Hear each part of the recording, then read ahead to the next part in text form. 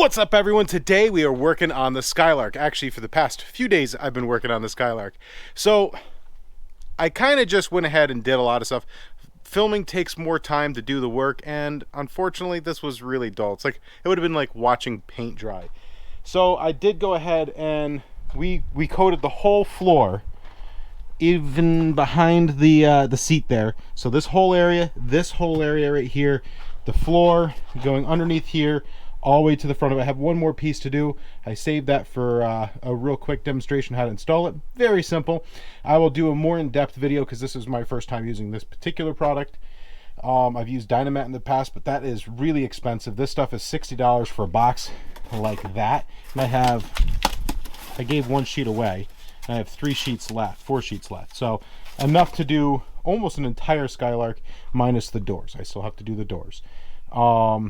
And as you can see, we have to get a carpet. Well, next time we're down with Logan at Cars LLC, we'll have to go ahead and pick up carpet, the grill, bunch of tedious little things, and a lot of really awesome things. But anyways, yeah, cover it up. It is so shiny. Like the sun coming off of that is like the Ark of the Covenant. So the only real big problem we encountered was rust, but not New York rust, not like this rust right here. This is the GS that the more I dug into it, you know the story. Anyways, more like, I don't know, uniquely southern Texas type rust, where I just did a patch right here using, of course, don't just weld over it, cut the old rot out. A couple reasons. One, it's the right way of doing it. I didn't do a proper restoration. This is a patch. Obviously, if it was a restoration, we would have gotten the right grooves and everything like that, not just a piece of thin steel. Anyways, the rust was pretty bad. If you leave this stuff in here, it just allows it to continue to cause cancer into the rest of the steel. Also, as you're driving down the road, mud, grime, crap will end up getting stuffed inside here, and it'll just cut out the old, prep it, prime it after you've welded the new stuff in, do it right. So I did get this dirty since then. We have to clean this up a little bit. Mostly just, it's already been washed, but we'll just make sure all the dust and dirt is off of it. When you're doing it, you're going to want to use a roller. These things will collapse down. Really nice indication if you have this thing going on correctly is if you're going like this and you see it get squashed down. You can use the back side of it. Dunny from Dunny B's Fuel and Fab down in Texas actually showed me this stuff. This stuff is killer. As I said, $60, enough to cover an entire Skylark minus the doors. I'll probably have to use some of the stuff from the Supra. Now, if you want to see how to do that, I'm hoping we have some better weather this week. We've only had a couple nice days, but I will be doing the entire interior for the Supra. The reason why I want to do it in that video, not only do I have to do the full prep like I did here, I have to take old sound deadening out. The stuff that's in there is a lot heavier. It's old. Honestly, I'm not the biggest fan of that stuff. This stuff is, I think it's like 0.37 grams for a sheet of it. I can't remember. I got the 50 mil, so the 50 mil is really nice. You can get 80 mil, but realistically, you just get a couple boxes of the 50. If you need a double up, you just double up. Stuff, and it sticks to itself really well.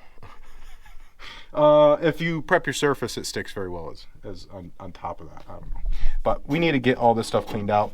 These doors, this door is not too bad. It's got a little bit of rust up here. That door is in pretty sharp shape. And I pulled the tilting steering column out of the GS for here, mostly because, one, it's a tilting and that's better. Two, because the electronics in it is all boogered up. Heck, the turn signal broke off. So without further delay, we'll just quickly cut this in. So if you've ever done drywall, I find that using the similar method as drywall is probably one of the best ways to install it. So you get it lined up where you want it. You find out where it's going to end up on one side. We might do a little bit of overlap here, just maybe just a hair. This is going to be a heavy foot area. Again, this floor pan was in immaculate shape. I can't believe it. So fortunately, not only do these things indicate if you've put it down on the surface properly, it works really well to cut a relatively straight line. Well, that wasn't the best straight line. And then just break it in half, just like plywood. Not plywood. Sheetrock. Put the knife right in like you would on the paper side. Spin it.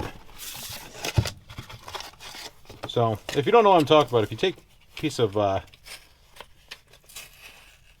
sheetrock and you just score it, you can actually break it and cut it. It's very easy to deal with the sheetrock that way. Pull it off. Again, make sure your surface is nice and tidy. Slide it on. We used the wrong side, but it's okay. And then use your roller for edges. You use the back side. They sell ones with smaller sections for the roller. Overlaps. Make sure you get a nice application of it. Now, I didn't do it at this car because I'm not too awfully worried about it. But you can you can get that stuff. You can get something to seal it up. That's a good way to kind of just help with the overall quality of the install. This one I'm not worried about it. It's going to be perfect. And then these smaller pieces, a little bit of overlap's not terrible.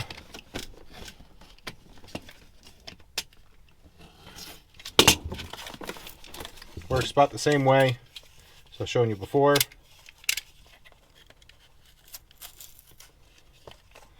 And again, if you want the full installation, to watch the Supra, we'll be doing a full on that one because that's got to get ready for No Name Nationals. So we have a lot to do on that car. Mostly just comfortable things because Stephanie's going to be coming with me to the on the road trip. It'll be a lot of fun. So we want to make it comfortable for her. Just like that. This will help keep the heat out. We'll get carpeting over this. For now, I'm just going to use mats. I'm hoping to be down at Logan's place in a couple weeks.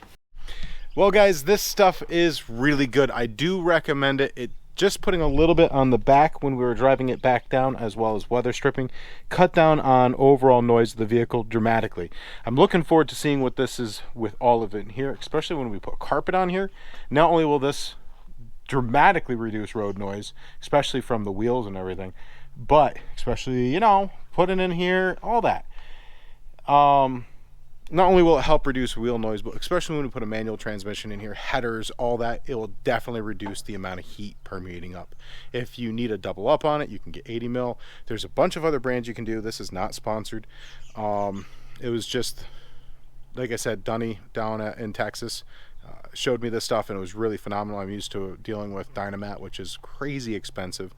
Like, this stuff is a box, covered the whole floor of this car. And it didn't have enough to do the doors, but it's pretty darn close to doing a complete car. Other than that, guys, that's all I really have for you on this car. We'll be diving deep into this very soon. We'll be taking this windshield out, doing a repair on this dashboard because it's really, really rough. Fortunately, the GS can at least carry that over to that, because that one that's cowl and everything is phenomenal. The cowl on this one's good. It's just the dashboard, the metal dash. I don't know if something just sat on it or what, but we will be digging into that once we get warmer weather. I don't want to risk breaking the glass out of the GS, so you know, we're gonna be waiting on that. We can still drive this. Obviously, I drove it all the way from Texas up here. It's non-structural. It's just the dashboard. If you guys like this content, remember, as always, hit that subscribe button, hit the thumbs up. It lets me know that I'm doing well, or you're interested in the content. I know that's redundant, but that's the best way I could say it. If you want to also support using the merchandise, you can grab yourself some really awesome epic merch. If you want to support projects like this one right here, Old Glory, you can pick up all kinds of merch with this logo. And we have the new merchandise, which once we move over to the 440, the nickname for the car, it spoke to me, and it's going to be Cerberus. So it is a Mad Max, Wile E. Coyote kind of thing, but it's Cerberus is the guard dog of the underworld, and that thing is just going to be absolutely mean with a 440. So if you want the new logo, it looks freaking awesome. If you want the new logo for this, we are working on something for the Toyota Supra. As always, it's over at Blacktop Yacht Club. Jonathan is not only phenomenal at getting the artwork just beautiful. I mean, the logo that he came up with is on point, but the merchandise is of a incredible quality. I know when he sent me a bunch of shirts and stuff for the collaboration or for picking this car up, and when I received them, that was when I made the decision to go ahead and, you know, start talking to him about having him host our merch. And phenomenal quality. Artwork's awesome. So if you want to help support the channel, that is also an option. So until the next time, remember, as always, we have a lot coming up, and we have to get this thing ready for No Name National. Not only getting it, you know, full interior so that it's a nice, comfortable ride, because we're going to drive that down there, but we got to make this thing reliable for Power Tour. We're putting a supercharger on it. We got a lot to do on that. And then we also have the 440 going into the satellite over there, and we got the 455 coming into this car here, and it's going to be a busy summer. So if you like this stuff, remember, as always, hit that subscribe button. Until next time, God bless. Keep your shiny side up. A real quick side note, just the size of these cars. I did a weird like stagger here so you kind of get an idea. So they're pretty straight as far as lined up. This one's a little bit further back, but you know, we're talking like nose to nose to nose. It's pretty darn close. The B body is long and wide. It's big. I thought it would be very comparable to this, but this is a lot more narrow, I would say. I think this is a wider car. It's definitely longer. This is the most narrow of these cars, of course. And we go all the way around here. You can see they're not too awfully, I mean, you have to really look. They're about a foot in difference. But the A and B body here, Chevy or GMA Chrysler B, they're pretty close. They're pretty close, I gotta say.